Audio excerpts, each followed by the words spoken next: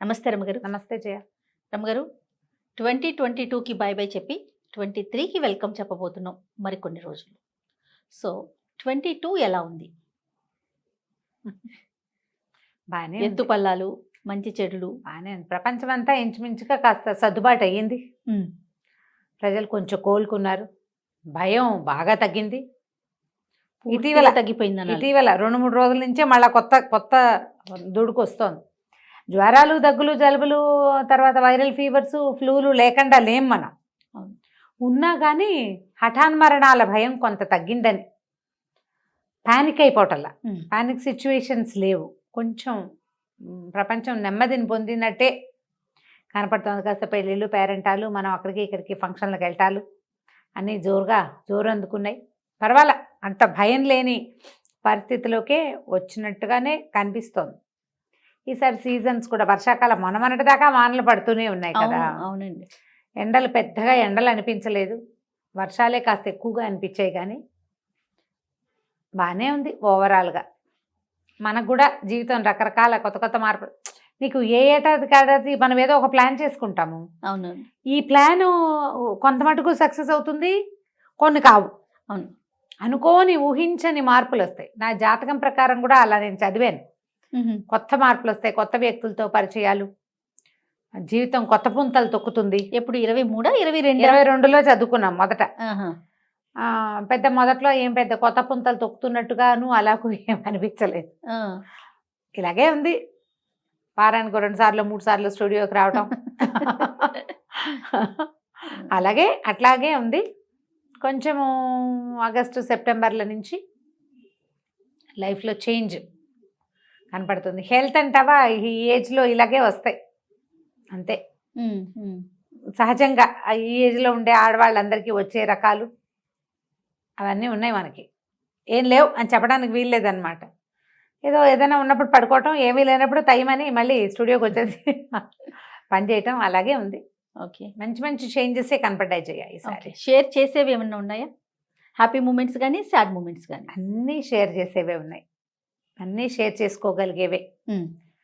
పెద్ద ఇబ్బందులు ఏం లేవు. చెప్తున్నాక హెల్త్ ఇష్యూస్ ఇవి తప్ప, అది కామన్ కదా రమగారు. ఇక ఫ్యామిలీ ఇష్యూస్లో మా ఇంట్లో 2 పెళ్ళిళ్ళు అయినాయి. అక్కయ్య గారు అబ్బాయిది ఒకటి, అన్నయ్య గారు అబ్బాయిది ఒకటి, 2 పెళ్ళిళ్ళు. సో 2 పెళ్ళిళ్ళు కాస్త అటు ఇటుగా నా చేతుల మీదుగానే కాస్త ఎక్కువ పని అయ్యేలాగా, కొంచెం నా ప్రమేయం ఎక్కువ ఉండేలాగానే. ఓకే. కొంచెం పెళ్ళిళ్ళు సరదా అందరు ఫ్యామిలీ అంతా కలిసాం.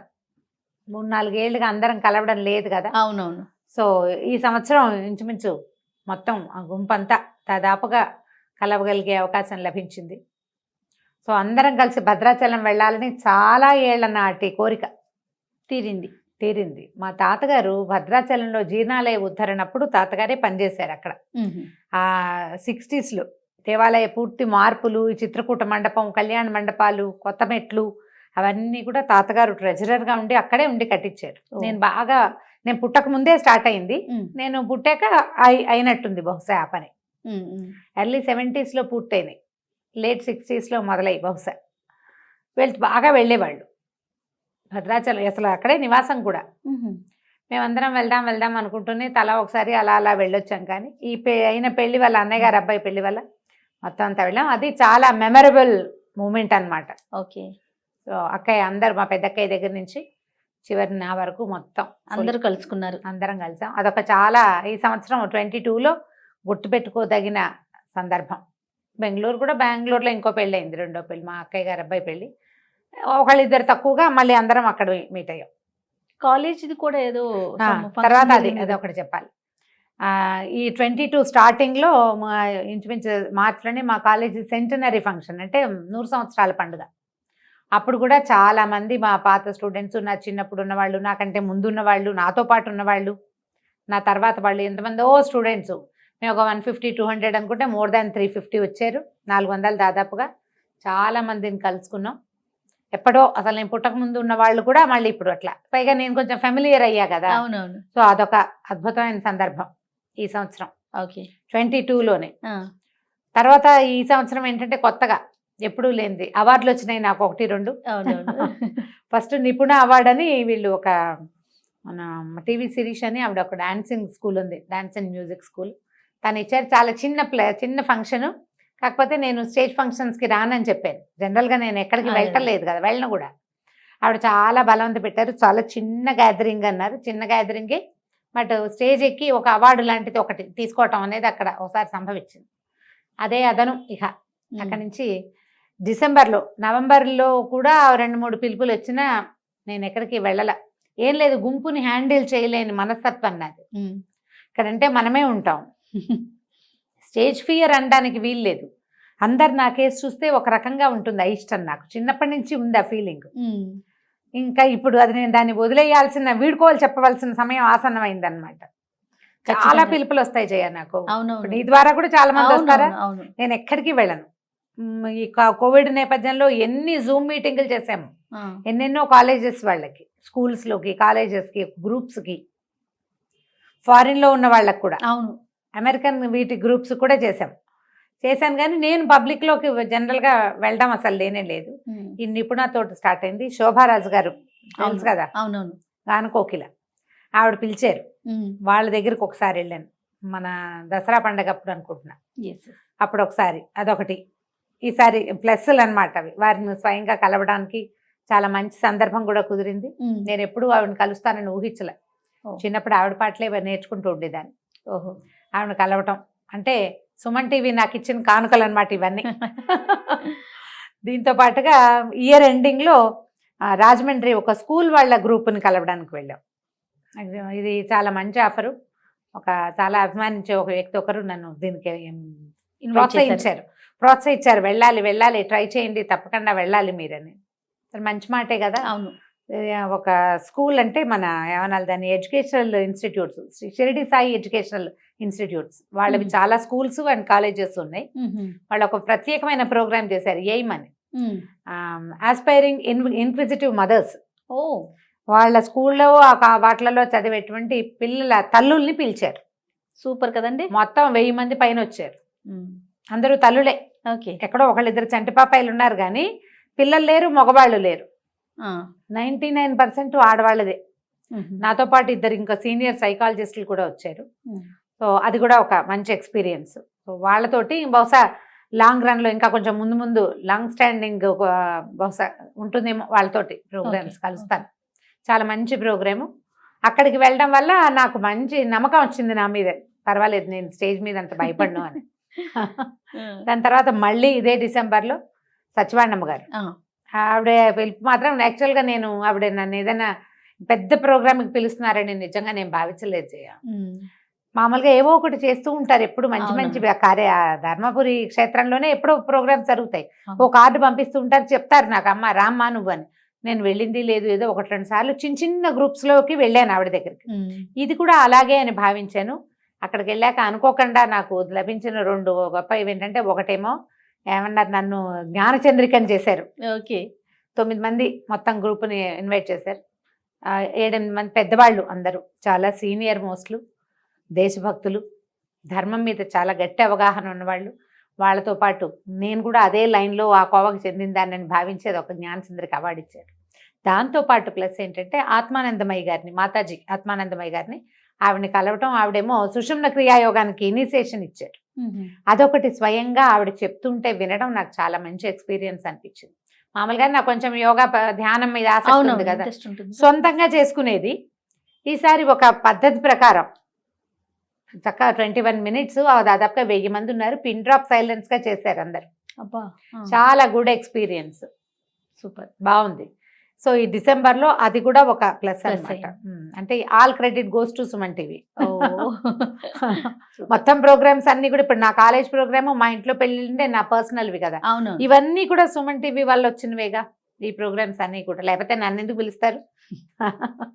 అది మీ మంచితనానికి, మీ మాట తీరికి నిదర్శనం రమ్మగారు. ఎందుకంటే మీరు చెప్పగలరు, సబ్జెక్ట్ ఉంది, మీరు చెప్తే నలుగురు వినగలరు అనే ఆలోచన ఉండబట్టే కదా ఇన్వైట్ చేయటం. అవును, రైట్. మరి 2023 ఏ విధంగా ఉండాలి అనుకుంటున్నారు?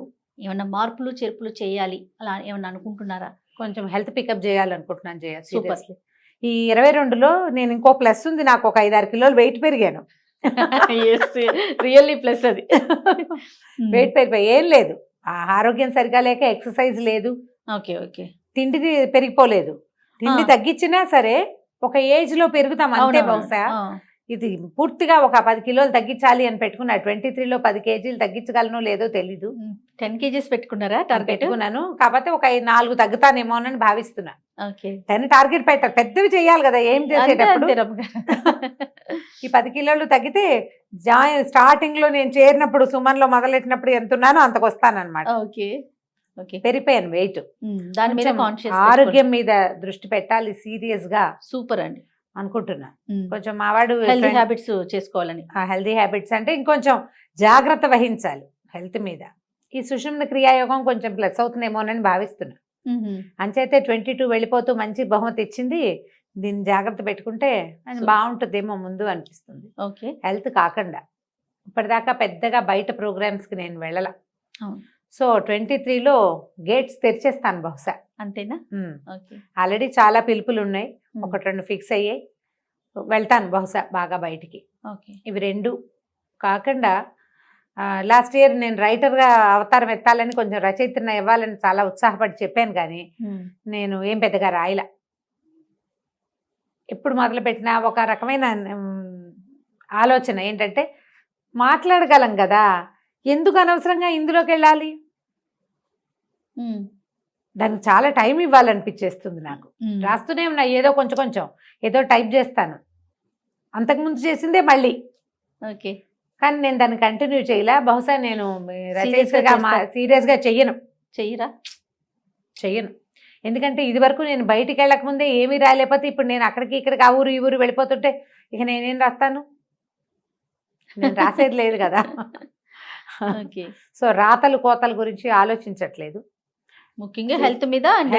అండ్ కొంచెం మనం చేసే రెగ్యులర్ ప్రోగ్రామ్స్ లోనే ఇంకా కొంచెం ఇన్నోవేటివ్ గా, ఇంకా కొంచెం కొత్తగా, ఇంకా కొత్త కథలు, ఇంకా రకరకాలు కథలు చెప్పడం ఎలా అనేది నేర్పించే ప్రోగ్రామ్ కూడా ఒకటి పెట్టుకుంటే బాగుండేమోనని అనిపిస్తుంది. ఓ సూపర్, అది కూడా చేయొచ్చు. దాని మీద కూడా ఒక ఐడియా ఉంది, ఇంకా సీరియస్ గా దాని మీద కూర్చోలేదు. సో కూర్చుంటే అది కూడా చేస్తా. ఇవన్నీ కూడా సుమన్ టీవీతో ఈ ప్రయాణం కొనసాగిస్తూనే, దీన్ని వదిలేసి మాత్రం కాదు, నేల విడిచి సాము చెయ్యను అసలు నేను. నా పద్ధతే అది. ఇది ఇక్కడ ఉండి దీంతో పాటు ఇంకా కొంచెం ఏవైనా ఇంకొంచెం ప్రజలకి చేరువయ్యేది, ఇంకొంచెం ఎవరికైనా 2 వాక్యాలైనా నావి ఉపయోగపడతాయేమో అన్న ఆశతోటి. సూపర్ రమ్మ గారు, అదే ప్లాన్. రైట్, 2023 నువ్వేం కాదు, అయిపోలేదు ఇంటర్వ్యూ. నువ్వేం చేద్దాం అనుకున్నా? నీ 22 ఎలా అయింది, నీ 23 ఎలా ఉండబోతోంది? 22 బాగానే జరిగింది రమ్మగారు, పెద్దగా ఇబ్బందులు ఏమీ లేవు. కొత్త ప్రోగ్రామ్స్ మీడియా పరంగా చూసుకుంటే కొత్త ప్రోగ్రామ్స్ ఏవో స్టార్ట్ చేశాం, కానీ నేను అనుకున్న రీతిలో అయితే వర్కౌట్ చేయలేకపోయాను. సో దాన్ని వెంటనే వదిలేసి కొత్త స్టెప్కి వెళ్ళిపోయాం. అక్కడితోనే ఆగిపోయి ఎందుకు అవ్వట్లేదు అని వెయిట్ చేయకుండా, సో కొత్త కాన్సెప్ట్స్ కొంచెం ఎక్కించాలి, ఇంకొంచెం వాటి మీద బాగా కాన్సన్ట్రేట్ చేయాలనేది ఒకటి. మీరు అన్నట్టుగా హెల్త్ మీద బాగా ఫోకస్ చేయాలనేది అనుకున్నాను నేను కూడా. 23లో డెఫినెట్గా హెల్త్ గురించి బాగా ఆలోచించి జాగ్రత్తలు చాలా స్ట్రిక్ట్గా చేయాలి. టైం లేదు, కుదరట్లేదు, అవి తీసేసి ఎట్టి పరిస్థితుల్లో మనకంటూ కొంత టైం పెట్టుకోవాలి అనేది అనుకున్నానండి. 23లో అదే ప్లస్ మనల్ని భయపెడుతుంది చూసారా, అది మళ్ళీ రాకుండా భగవత్ ప్రార్థన అంతేనండి. వస్తోంది అంటే ఒకలాంటి భయం, ఫేస్ చేసిన వాళ్ళకి ఇంకెక్కువ భయం అనిపించేస్తుంది. అవును, పానిక్ అయిపోతాం కదా. ఇప్పుడే కొంచెం పుంజుకుంటున్నారండి అందరూ కూడా, అన్ని వ్యాపారాలు కానీ ప్రతి ఒక్కరూ కూడా, ప్రతి కుటుంబం అంటే కొంచెం జాగ్రత్త పడితే పానిక్ అవ్వక్కర్లేదేమో అనిపిస్తుంది.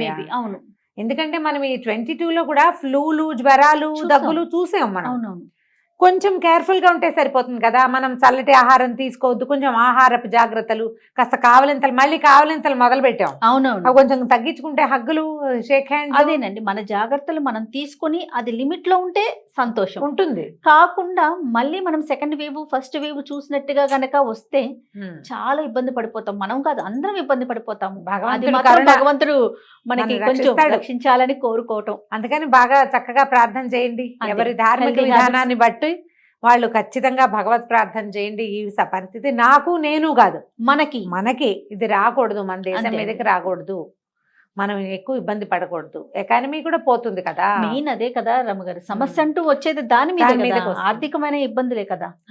సో అది రాకుండా ఉండాలని కోరుకోవటం. అయితే చెదురు మదురు ఘటనలు కొన్ని విన్నామండి లాస్ట్ ఇయర్. చిన్న పిల్లల మీద అఘాయిత్యాలు, అది కూడా స్కూల్కి వెళ్ళిన పిల్లల మీద. ఇలాంటివి పునరావృతం కాకుండా ఉంటే కొంచెం బాగుంటుంది. మనుషుల్లో మార్పు వస్తే బాగుండు అనేది ఆ ఒక్క పాయింట్ మాత్రం ఎప్పుడు గుర్తు తెచ్చుకున్నా బాధగా ఉంటుంది. ఏది సేఫ్ జోను అనేది అర్థం కాని అర్థం. పరిస్థితికి వచ్చేసాం కదా. అవును. సో అలాంటి వాటిల్లో కొంచెం మార్పు ప్రతి మనిషికి ఎవరికి వాళ్ళు క్రియేట్ చేసుకుంటే బాగుంటుంది. మనం కూడా కొంచెం జాగ్రత్తలు వహిస్తూ ఉంటే రైట్, ఎంతో కొంత మన జాగ్రత్తలతో పాటుగా ప్రతి వ్యక్తికి మార్పు రావాలి కదా అమ్మగారు. అవును. మన జాగ్రత్తగా ఉంటాము, ఎదుటి వ్యక్తి కూడా వాళ్ళలో వాడు మార్పు కూడా అనేది ఉండాలి ఉండాలి కదా. కదా, మృగాల్లాగా వ్యవహరించకూడదు కదా. అవును. సో అలాంటివి తగ్గి కొంచెం ప్రశాంతంగా ఉండాలి. ప్లస్ కొత్త కొత్త ప్రాజెక్టులు కూడా చేయడానికి రెడీగా ఉన్నాము. అది అవన్నీ ప్రజల ముందుకు తీసుకెళ్తాం, వాళ్ళ ఆశీర్వాదం. అంతేనండి. 2023 అందరికీ మంచి జరగాలని అందరం హాయిగా ఆరోగ్యంగా ఉండాలి. ఆరోగ్యంగా కరెక్ట్. ఇప్పుడు మనం అందరం అనుకోవాల్సిన మాట అదేనేమో బహుశా, ఆరోగ్యంగా ఉండాలని కోరుకుందాం. అంతేనా గారు? అంతే. నమస్తే అండి. నమస్తే.